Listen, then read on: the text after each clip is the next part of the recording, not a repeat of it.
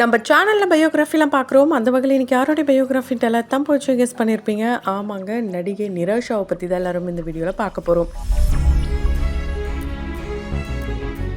இவங்களை பற்றி பார்க்குறதுக்கு முன்னாடி இது வரைக்கும் யாரெல்லாம் நம்ம சினி சமூகம் சேனலை சப்ஸ்கிரைப் பண்ணலையோ அவங்க எல்லாரும் மறக்காமல் சப்ஸ்கிரைப் பண்ணிட்டு பக்கத்தில் இருக்க பெல் ஐக்கானையும் மறக்காமல் ப்ரெஸ் பண்ணிடுங்க. நடிகை நிரோஷாவை நம்ம எல்லாருக்கும் ரொம்ப நாளாகவே தெரியும். ஏன்னா அந்த அளவுக்கு கிட்டத்தட்ட 80s இருந்து இப்போ வரைக்கும் அவங்க இண்டஸ்ட்ரியில் செமையாக கலக்கிட்டு வராங்கன்னு சொல்லலாம். என்னதான் திருமணத்துக்கு அப்புறமா கொஞ்சம் பிரேக் எடுத்தாலும் அவங்களுடைய கம்பேக் வேற லெவலில் இருக்குன்னே சொல்லலாம். குறிப்பாக பாண்டியன் ஸ்டோர்ஸ் சீசன் 2ல பார்த்தீங்கன்னா அவங்க கோமதி அப்படின்ற கேரக்டரில் ரொம்ப நல்லாவே ப்ளே பண்ணிட்டு வராங்க. ஒரு அன்பான அம்மா, ஜாலியான மாமியார், இப்படிப்பட்ட ஒரு அம்மாவும் மாமியாரும் நமக்கு கிடைக்கலையே, கிடைச்சா செம்மையாக இருக்கும்ல. இப்படி அந்த ஒரு சீரியலை பார்த்து நிறைய பெண்களை ஏங்க வச்சிருக்காங்கன்னே சொல்லலாம். அந்த வகையில் கோமதி ரோல் உங்களுக்கு ரொம்ப பிடிக்கும் அப்படின்னா கமெண்ட் பாக்ஸில் ரெட் ஆர்டின் கொடுக்கலாம். அதையும் தாண்டி நிரோஷா அவர்களை ஆரம்ப காலகட்டத்தில இருந்து எனக்கு ரொம்ப ரொம்ப பிடிக்கும் அப்படின்னு சொன்னீங்கன்னா கமெண்ட் பாக்ஸ்ல மறக்காம கமெண்ட் பண்ணுங்க. நம்ம எல்லாருக்குமே தெரியும் MR ராதா அவர்களுடைய மகள் அண்ட் ராதிகா அவர்களுடைய செல்லமான சிஸ்டர். இது ரெண்டோடைய அடிப்படையில தான் இவங்களுக்கு இண்டஸ்ட்ரியில ரொம்ப ஈஸியா வாய்ப்பு கிடைச்சது. இந்த விஷயத்த நானா சொல்லலங்க, அவங்களே நிறைய இன்டர்வியூஸ்ல சொல்லியிருக்காங்க.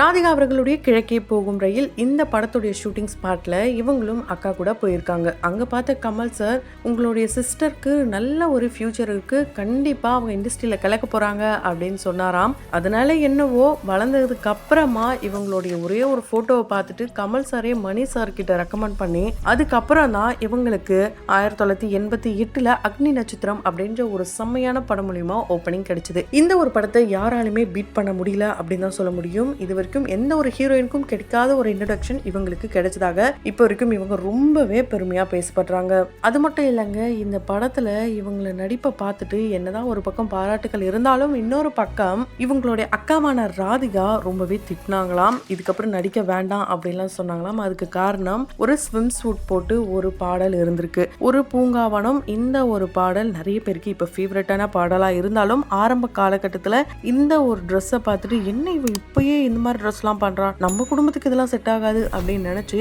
First no சொல்லிட்டாங்களாம். அதுக்கப்புறம் டைரக்டரும் வந்து இவங்க கிட்ட பேசினாங்களாம், நாங்க எடுத்திருக்கோம், நீங்க பாருங்க, பார்த்துட்டு ஸ்கிரீன்ல பார்த்ததுக்கு அப்புறம் நீங்க சொல்லுங்க, நம்ம வந்து வேற ஏதாவது கூட மாத்திக்கலாம் அப்படின்னு சொன்னாராம். பார்த்ததுக்கு அப்புறம் தான் இவங்க வந்து இல்ல ஓகே இது ரொம்ப அழகா இருக்கு, என்ன ராவா பார்த்ததுனால மேபி எனக்கு இந்த மாதிரி இருந்திருக்கலாம், நீங்க வந்து இதையே போடுங்க அப்படின்னு சொன்னதுக்கு அப்புறம் தான் அந்த பாடலை ரிலீஸ் பண்ணியிருக்காங்க. இப்படி ராதிகா அவர்கள் இவங்களுடைய கெரியருக்கு ஆரம்ப புள்ளியா இருந்தாலும் ஒரு சில தடங்களையும் இவங்க தான் வச்சிருக்காங்க.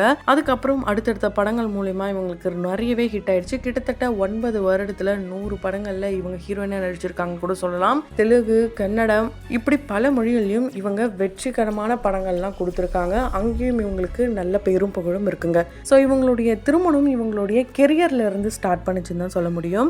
ஏன் அப்படின்னு பார்த்தீங்கன்னா செந்தூர பூவே இந்த ஒரு படம் மூலயமா தான் இவங்களுடைய காதல் கணவரான ராம்கே அவர்களை சந்திச்சாங்க. இந்த விஷயம் எல்லாருக்குமே தெரியும். இவங்களுடைய காதல் கதையும் ரொம்ப நல்லாவே தெரியும். ஏன்னா படத்துல எப்படி ஒரு கதை வருமோ, வீட்டை எதிர்த்து திருமணம் பண்றது, வீட்டை விட்டு ஓடி வர்றது, வீட்டுல அரெஸ்ட் பண்ணி வைக்கிறது, இது போல நிறைய சீக்வன்ஸ் இவங்களுடைய காதல் கதையிலும் இருந்திருக்கு. வீட்டுக்கே தெரியாம 2 வருடம் இவங்க திருமணத்துக்கு முன்னாடியே வாழ்ந்ததாகவும் அதுக்கப்புறம் தான் இவங்க திருமணம் பண்ணி வீட்டை விட்டு கிட்டத்தட்ட 3 வருடங்கள் அவங்களுடைய குடும்பங்களும் இவங்களை ஒதுக்கி வச்சதாகவும் இவங்களே ஒரு சில இன்டர்வியூஸ்ல சொல்லியிருக்காங்க. இவங்களுடைய திருமண வாழ்க்கைன்னு பாத்தீங்கன்னா 26 வருஷம், ஆனா இவங்களுடைய பழக்கம் 33 வருஷமாங்க. இது உண்மையாலே ரொம்ப ரொம்ப பெரிய விஷயம் தான். ஏன்னா இப்ப இருக்கிற நிறைய இண்டஸ்ட்ரியில இருக்க கப்பிள்ஸ் பாத்தீங்கன்னா டிவோர்ஸ் நமக்கு பிடிச்ச நிறைய பேர்ஸ் எல்லாருமே டிவோர்ஸ் வாங்கிட்டு போறாங்க.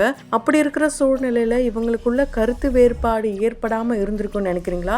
இவங்களுக்குள்ளயும் நிறைய கருத்து வேறுபாடுகள்லாம் வருமாம். அந்த நேரத்துல எந்த ஒரு ஈகோவும் அந்த இடத்துல ரொம்ப சண்டை போடாம ரொம்ப சைலண்டா ஒரு 3 நாளைக்கு இருப்பாங்களாம். அதுக்கப்புறம் எதுவுமே நடக்காத மாதிரி 2 பேருமே பேச ஆரம்பிச்சிருவாங்களாம். இவங்க ஒரு கேம் பைத்தியமாங்க, அந்த அளவுக்கு கேம் ஆடுவாங்களாம். அதாவது சிங்கப்பூர்ல தான் ஃபர்ஸ்ட் லான்ச் பண்ண ஒரு கேமா அங்க இருந்து வாங்கிட்டு வந்ததாக கதைலாம் கூட இருக்கு. அதே மாதிரி அவரு ஒரு மோட்டிவேட்டராங்க, அந்த அளவுக்கு இவங்களை மோட்டிவேட் பண்ணிக்கிட்டே இருப்பாராம். சோ இவங்களுக்குள்ள ஒரு குழந்தை இல்லையே அப்படின்ற ஒரு ஏக்கம் வருத்தம் என்னதான் இருந்தாலும், நான் அவளுக்கு ஒரு குழந்தை, அவன் எனக்கு ஒரு குழந்தை, ரொம்ப சந்தோஷமா இருக்கு, எங்க அக்கா குழந்தைங்க இருக்காங்க, அண்ணன் குழந்தைங்க இருக்காங்க, இப்படி எல்லாருடைய குழந்தைங்களும் எனக்கும் குழந்தை தான் அப்படின்ட்டு இப்ப வரைக்கும் அவங்க கூட ரொம்ப ரொம்ப ஹாப்பியான ஒரு லைஃபை லீட் பண்ணிட்டு இருக்காங்க. அவர் வைக்கிற பைனாப்பிள் ரசம் இவங்களுக்கு ரொம்ப ரொம்ப பிடிக்குமா. கிட்டத்தட்ட 14 வருஷம் இவங்க நான்வெஜ்ஜே சாப்பிடாம இருந்தாங்களாம். அதுக்கு காரணம் ராம்கே அவர்கள் ஒரு வெஜிடேரியன் அப்படின்றதுனால தான் இவங்களும் வெஜ்ஜா மாறிட்டாங்களாம். இவங்களுக்கு ரொம்பவே ஹெல்த் இஷ்யூ ஆயிடுச்சாங்க. அந்த ஹெல்த் இஷ்யூல தான் டாக்டர் வந்து இதை சாப்பிடணும் அதை சாப்பிடணும்ட்டு நான்வெஜ்ல ஒரு சில லிஸ்ட்டை சொன்னதும் ராம்கி அவர்களே எல்லாத்தையும் வாங்கிட்டு வந்து இவங்களுக்காக நீ சாப்பிடு அப்படிலாம் கொடுத்தாராம். ஸோ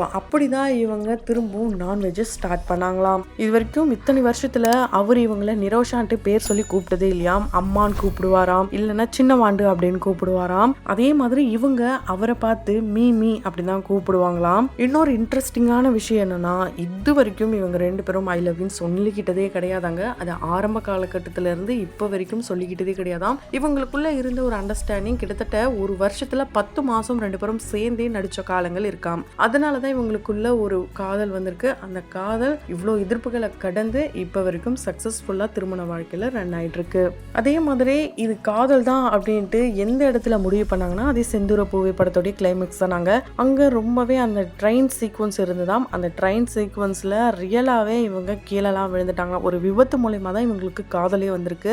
இந்த செந்தூர பூவே படத்துல செந்தூர பூவே இங்கு தேன் சிந்து வாவா இந்த ஒரு பாடல் நிறைய பேருக்கு ரொம்ப பிடிக்கும். அந்த வகையில் இந்த வீடியோ பார்க்குற உங்களுக்கு இவங்களோட இந்த பாடல் ரொம்ப பிடிக்கும்னா கமெண்ட் பாக்ஸில் மறக்காம கமெண்ட் பண்ணுங்க. ஏன்னா இதுல போட்டிருந்த அந்த ரெட் கலர் ஒயிட் கலர் தாவாணி பாவாடை கண்டிப்பா எல்லாருடைய கண்ணு முன்னாடியும் இவங்களை கொண்டு வந்து சேர்க்கனே சொல்லலாம். ஸோ அந்த அளவுக்கு இவங்க என்னதான் ஒரு கிளாமர் ரோலா இருக்கட்டும், மாடர்ன் ரோலா இருக்கட்டும், இல்லைன்னா வந்து ஒரு ட்ரெடிஷ்னல் ரோலா இருக்கட்டும், எல்லாத்தையுமே ரொம்ப சூப்பராகவே பின்னி பெடல் எடுத்திருக்காங்க.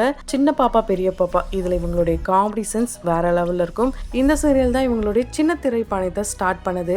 அதை தொடர்ந்து இவங்க சீரியல்ஸும் ப்ரொடியூஸ் பண்ணியிருக்காங்க, நம்ம எல்லாருக்கும் தெரியும். ஆனா இந்த பாண்டியன் ஸ்டோர்ஸ் சீரியல்ல பாத்தீங்கன்னா ஒரு அம்மாவா, அதுவும் குறிப்பாக கடைசி கடைக்குட்டி கதிருக்கு ரொம்ப ரொம்ப ஒரு பாசமான அம்மாவா, சப்போர்ட்டிவான அம்மாவா வளம் வந்துட்டு இருக்காங்க.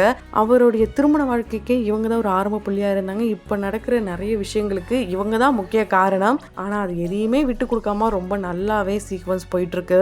இவங்களுக்கு அப்பவே ரஜினி சார் கூட நடிக்கிறதுக்கான வாய்ப்பு கிடைச்சதுங்க. எப்படி இவங்களுக்கு பாண்டியன் ஸ்டோர் சீசன் 2 வந்து சின்ன திரையில ஒரு செகண்ட் இன்னிங்ஸோ, அதே மாதிரி வெள்ளித்திரையில லால் சலாம் இந்த படம் தான் இவங்களுக்கு செகண்ட் இன்னிங்ஸ்.